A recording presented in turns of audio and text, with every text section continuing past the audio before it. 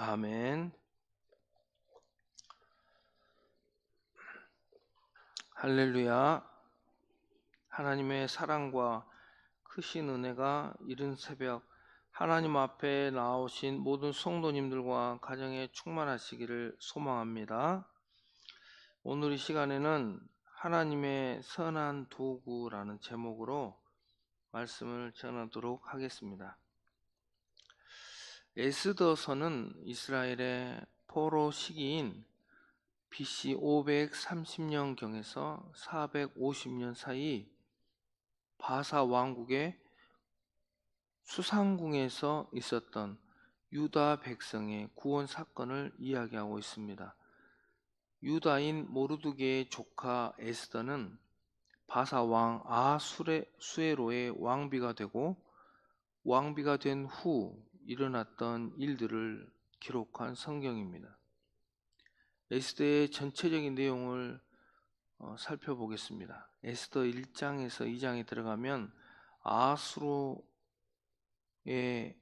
왕비 와스디가 폐위가 되고 유다인 모르드게의 조카 에스더가 왕비가 되는 내용으로 에스더서가 시작이 됩니다. 3장에 보면 아각 사람 함무다다의 아들 하만이 유다 사람들을 멸하고자 계략을 짜는 장면이 나옵니다. 4장에서 5장에는 모르드게와 에스더가 유다인들을 살리고자 금식하고 왕에게로 나아가기로 마음을 먹습니다. 왜냐하면 바사에 흩어져 있는 유다인들이 전멸하게 생겼기 때문입니다. 하만은 모르드게를 장대에 달기 위하여 25m 정도 되는 장대를 준비합니다. 6장에서 7장에는 에스더와 모르드게의 지혜로 유다인들이 구원을 받고, 장대를 준비한 하만은 그 장대에 자기가 매달리는 일이 일어납니다. 9장에는 유다를 멸하려던 하만의 10아들이 죽고 유다인을 미워한 7만 5천 명이 죽임을 당합니다. 8장에서 10장에는 모르드게가 모든 유다인과 형제들에게 사랑을 받고 아수에로 왕 다음으로 높은 자가 되는 것으로 에스더의 이야기가 마치게 됩니다. 에스더서의 전체적인 내용입니다. 한번 이제 집에 가서 읽으시면 좋겠죠. 오늘 이 시간에는 에스더 5장 1절에서 15절 내용, 오늘 본문의 내용을 살펴보겠습니다. 3일 금식을 하고 난 후 왕후 에스더는 왕에게 나아갑니다. 왕의 부름이 없이 왕에게 나아가는 자는 죽임을 당하는 법이 있습니다. 왕을 지키기 위한 법입니다. 왕비라 할지라도 왕에게 나아가려면 왕의 신하들에게 보고를 하고 약속을 잡고 나가야 합니다. 오늘 에스더는 왕과 만날 약속을 잡을 시간이 없었습니다. 벌써 30일 동안 왕의 부름을 받지 못하였고 유다인을 멸하기로 한 조서가 이미 발행되었기 때문입니다. 왕비 에스더는 죽으면 죽으리라 하고 왕에게 나아갔습니다. 왕은 자신에게 나아온 왕비 에스더를 보고 매우 사랑스러웠습니다. 그리고 금규를 내밀었습니다. 금규를 내민다는 것은 왕에게 가까이 오는 것을 허락한다는 뜻입니다. 에스더는 왕에게 잔치를 열었으니 하만과 함께 오라고 이야기합니다. 왕은 하만과 함께 잔치 자리에 동행하였습니다. 잔치가 끝나고 에스더는 왕에게 내일 다시 잔치를 열 것인즉 내일 또 하만과 함께 오소서라고 이야기합니다. 하만은 기분이 좋아졌습니다. 왕비가 왕과 자신만 잔치자리에 초대했기 때문입니다. 하만은 집에서 왕이 자신을 높여준 일에 대하여 이야기하였습니다. 그리고 자신에게 엎드려 인사하지 않는 모르드게를 장대에 달기 위하여 25m 정도 되는 나무 장대를 준비합니다. 그 장대에 자기가 달릴 줄도 모른 채 말입니다. 이게 오늘 본문의 내용이었습니다. 오늘 본문에는 자신의 백성들을 살리기 위해서 이렇게 왕에게 나아가는 에스더의 모습과 하나님의 백성 모르드게를 장대에 매달려고 하는 하만의 모습이 기록되어 있습니다. 자신의 백성을 살리고자 목숨을 건 에스더와 다른 사람을 해치고자 장대를 준비한 하만의 모습이 참 대조적인 것 같습니다. 오늘 본문 이후의 내용을 말씀드리자면 하만은 결국 모르드게를 달기 위한 25m 장대에 자신이 달리게 됩니다. 자신뿐만 아니라 자신의 10아들도 죽임을 당하게 됩니다. 오늘 본문을 통하여 하나님께서 우리에게 주시는 메시지는 무엇입니까? 우리는 사람을 살리는 사람이 되어야 한다는 것입니다.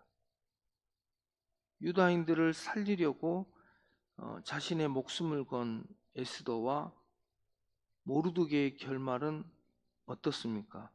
에스더는 왕의 사랑받는 왕비로, 그리고 모르드게는 이제 나중에 왕의 다음 가는 사람으로 하나님께서 세워주시는 것을 볼 수가 있습니다. 사람을 미워하고 죽이려고 계획한 하만의 결말은 어떻게 되었습니까? 하만 자신이 준비한 장대에 자신이 달리고 말았습니다. 그리고 자신의 10명의 아들들 또한 죽임을 당하였습니다. 사랑하는 성도 여러분, 하나님을 믿는 하나님의 백성들은 세상을 살아갈 때 사람을 살리고 선한 일을 하며 하나님을 기쁘시게 하는 복된 삶을 살아야 할 줄로 믿습니다. 성경에 보면 사람을 살리는 역할을 하고 복을 받은 사람이 또 있습니다. 기생 라합입니다. 이스라엘 백성들이 여리고 성을 정탐하러 갔을 때 이스라엘 정탐꾼들이 정탐꾼들을 이제 자신의 집에 숨겨주고 성벽에 줄을 내려서 정탐꾼들을 살려주는 선을 행했습니다. 기생 라합의 인생은 어떻게 됐습니까? 여리고성이 전멸을 당할 때 기생 라합과 그 가족은 죽임을 당하지 않고 구원을 받는 것을 볼 수가 있습니다. 그뿐 아니라 라합은 이스라엘 백성과 결혼해서 다윗 왕의 조상이 되는 것을 볼 수가 있습니다. 마태복음 4장에는 예수님의 족보에도 들어가는 것을 볼 수가 있습니다. 이처럼 기생 라합 또한 사람을 살리는 도구로 쓰임을 받아서 하나님의 복을 받는 것을 볼 수가 있습니다.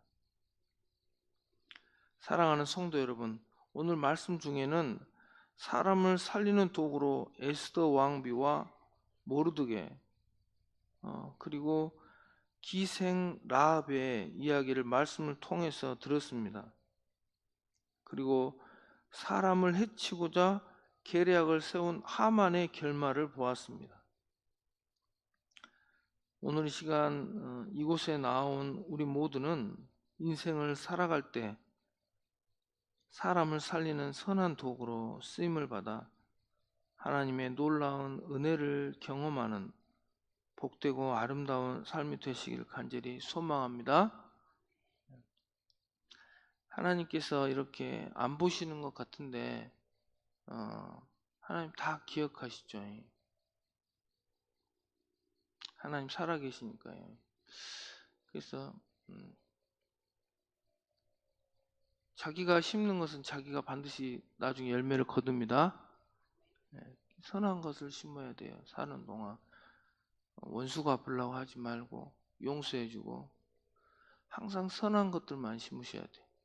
말을 할 때도 선한 말들만 하고 교회에서나 밖에서도 항상 선한 말들만 하고 또 행동도 중요하죠.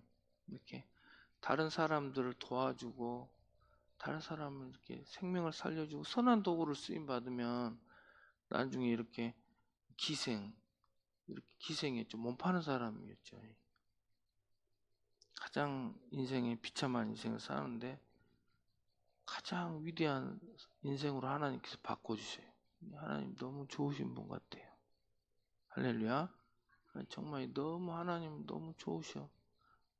심는 대로 거두게 하시고 선한 것을 많이 많이 심어서 복을 받는 우리 모두가 되기를 소망합니다. 기도하시겠습니다.